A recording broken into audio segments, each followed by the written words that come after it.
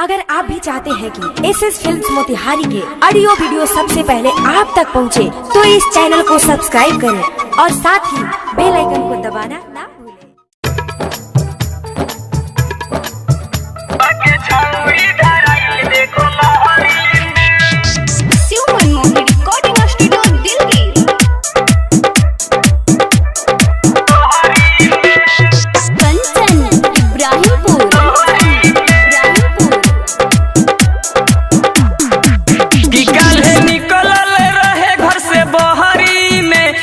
छौरी धराइल देखो लहरी में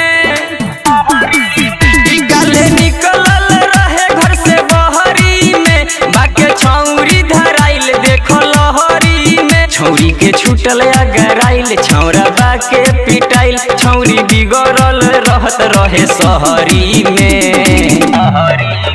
काले निकलल रहे घर से बहरी में, बाके छौरी धराइल देखो लहरी में।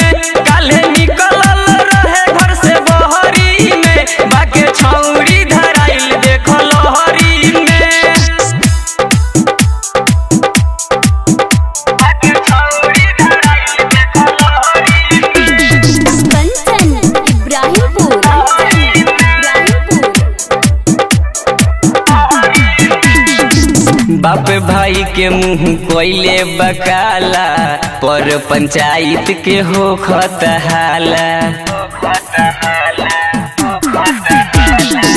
गाँव के औरत कहे छिनरी ना सुहाला, झोटा लसार मुँह कर एकर काला।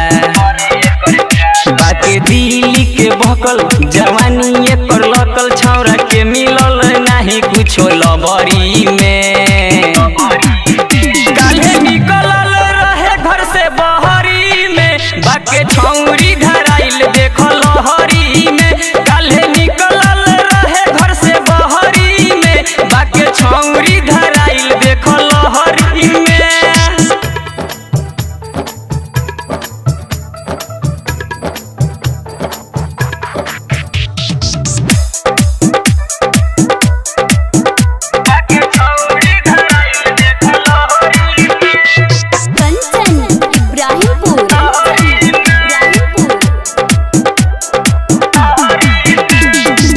खेत में घूमे गईले एगो लइका, देखी के कहलस कि आही दादा हइका। अपन दुपट्टा छौरी रहे बिछवले, अजय अजनबी के रहे सुतवले।